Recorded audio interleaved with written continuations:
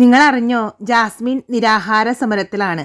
ഗബ്രിയെയും എന്നെയും ഒരുമിച്ചിരിക്കാനും കൈപിടിക്കാനും ഉമ്മ വയ്ക്കാനും സമ്മതിച്ചില്ലെങ്കിൽ ഞാൻ ഇനി ഇവിടെ നിന്ന് ഒന്നും കഴിക്കില്ല. വേറെ ഒരു ഹാപ്പി ന്യൂസും കൂടി ഉണ്ട് കേട്ടോ. ജാസ്മിൻ ഷോ ക്വിറ്റ് ചെയ്യാൻ തീരുമാനിച്ചിരിക്കുന്നു. എൻ്റെ ദൈവമേ, ബിഗ് ബോസേ അതിനൊന്ന് ഇറക്കി വിടോ. ആ കൊച്ച് കരഞ്ഞു മടുത്തു. ഇത്രയ്ക്കും ഇഷ്ടമില്ലാതെ, ഇത്രയ്ക്കും മാനസിക നില തെറ്റിയ രീതിയിൽ ആ കുട്ടി എങ്ങനെ അവിടെ സർവൈവ് ചെയ്യും? ബിഗ് ബോസിൻ്റെ പൊന്നു മോളല്ലേ, അതിനെ ഒന്ന് പെട്ടെന്ന് തന്നെ ആ മെയിൻ വാതിലൊന്ന് തുറന്ന് ആ ഫ്ലൈറ്റ് ഒന്ന് കയറ്റി വേഗം നാട്ടിലേക്ക് വിടണം കേട്ടോ.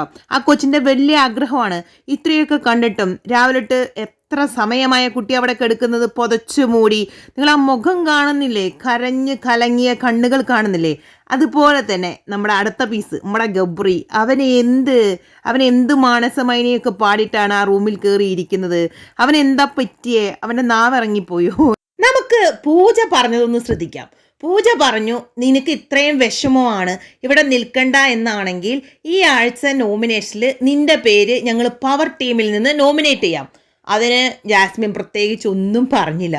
കാരണം നമുക്കറിയാം ഇതെല്ലാം ജാസ്മിൻ്റെ അടിപൊളി ഡ്രാമയാണ്. ജാസ്മിൻ ഒരു ഷോയും ക്വിറ്റ് ചെയ്യാൻ പോകുന്നില്ല. ഇതിലും വലിയ കാർഡുകൾ ജാസ്മിൻ ഇറക്കും. അതുകൊണ്ട് ഇതൊന്നും കേട്ട് എല്ലാവർക്കും മനസ്സിലാവും ജാസ്മിൻ ആരാ മോളെന്ന്. മനസ്സിലാക്കിയിട്ടുള്ള ഒരു വ്യക്തികൾക്കും ജാസ്മിൻ ഷോ ക്വിറ്റ് ചെയ്യും എന്നുള്ള ആ ഒരു സ്റ്റേറ്റ്മെൻറ്റ് വിശ്വസിക്കാൻ പോകുന്നതേയില്ല. ഇനി അടുത്ത കാര്യം, റഷി വന്നിരുന്ന് ജാസ്മിൻ്റെ അടുത്ത് വളരെ കാര്യമായി കുറച്ച് കാര്യങ്ങൾ ചോദിക്കുന്നുണ്ട്. റഷി പറയുന്നുണ്ട്, നിന്നെ വിഷമിപ്പിക്കാൻ വേണ്ടിയിട്ടല്ല, പക്ഷെ ഞാൻ ചോദിക്കുവാണ്. അപ്പോൾ റഷി ചോദിക്കുന്നുണ്ട്, നീ പുറത്ത് കമ്മിറ്റഡ് ആണ് എന്ന് പറഞ്ഞു.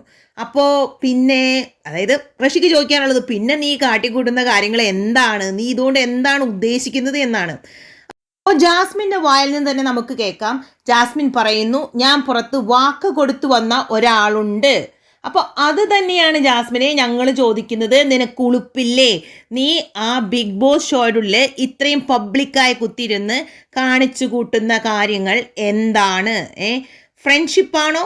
അങ്ങനെ നമുക്ക് വിശ്വസിക്കാൻ പറ്റില്ല. കാരണം ഫ്രണ്ട്ഷിപ്പായിരിക്കുന്ന രണ്ട് ഫ്രണ്ട്സ് തമ്മിലാണോ ഈ വക കാര്യങ്ങളൊക്കെ ഉമ്മവും കടിയും പിടിയൊക്കെ കാണിക്കുന്നത്? ഒരിക്കലും അംഗീകരിക്കാൻ പറ്റില്ല. സിറ്റുവേഷൻഷിപ്പ് ചാൻസ് ഉണ്ട്. കാരണം രണ്ടുപേരും ഗെയിം കളിക്കാൻ വന്നതാണ്. നമുക്ക് പറയാം മേ ബി അതായിരിക്കാം എന്ന് പറയാം. പക്ഷെ അത് അവർ അംഗീകരിക്കുന്നില്ല. കാരണം ഇന്നലെ ലാലേട്ടൻ വന്നപ്പോഴും ജാസ്മിൻ പറഞ്ഞു അതൊന്നുമല്ല. പിന്നെ അതൊന്നുമല്ലെങ്കിൽ പെട്ടെന്ന് ഒരു നിമിഷത്തിൽ, അതെ, ഡേ ബൈ ഡേ തോന്നിയ എന്തോ ദിവ്യമായ ഒരു റിലേഷൻഷിപ്പ്, അങ്ങനെയാണോ ജാസ്മിൻ ഉദ്ദേശിക്കുന്നത്?